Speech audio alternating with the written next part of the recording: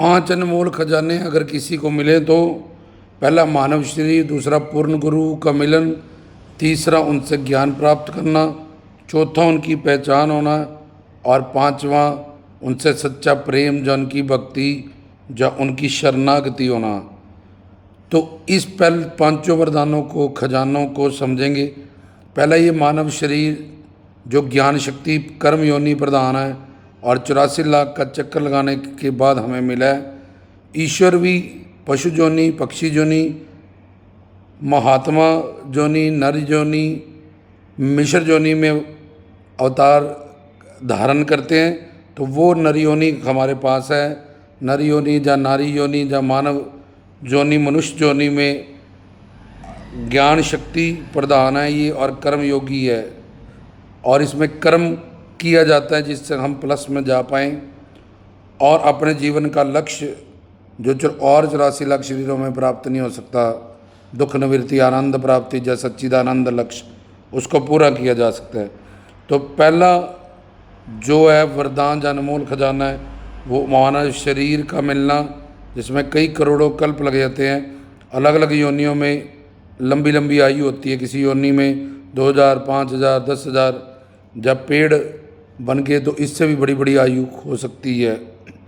तो उसके बाद ये पूर्ण गुरु का मिलन, पूर्ण गुरु का मिलन जिसमें रामचंद्र कह गए सिया से ऐसा कलयुग आएगा, हंस जुगेगा दाना कौआ मोती खाएगा, कि लोग रश देख के, भीड़ देख के, ना कि श्रोत्रिय ब्रह्मनिष्ठ तत्वदर्शी गुरु को छोड़ के, जैसे कोर्ट कचहरी हॉस्पिटल में और जहाँ वोटिंग होती है वहाँ भीड़ रश होता है।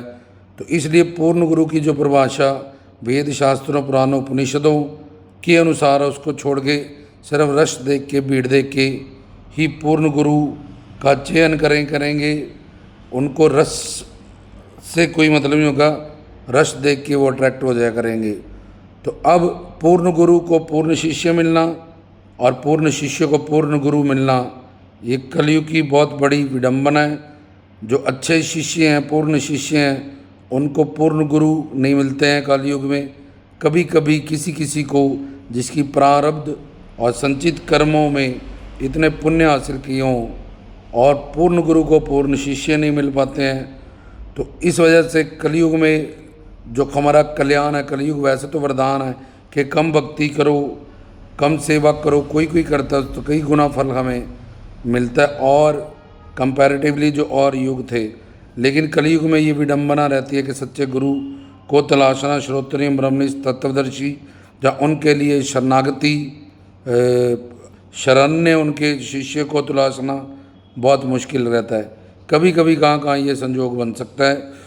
तो उसके बाद उनसे ज्ञान प्राप्त करना, तत्व ज्ञान प्राप्त करना, जिसमें कि आत्मा, परमात्मा, माया, ये थ्योरेटिकल और प्रैक्टिकल, पहले थ्योरेटिकल ज्ञान प्राप्त करके फिर प्रैक्टिकल साधना करना।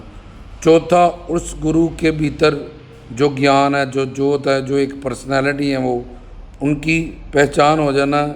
उनके प्रवचनों से, उनके सत्संगों से, उनके अंदर गुरुर ब्रह्मा गुरुर विष्णु गुरुर देवो महेश्वरा गुरुर साक्षात परब्रह्म तस्मै गुरुवे नमः, उनके रूप, उनके अंदर उनकी झलक, ऐसा ब्रह्म ज्ञान, ऐसे विष्णु रूप, ऐसे शिव रूप, उनसे जुड़ के हमारे पापों का नाश हो रहा है।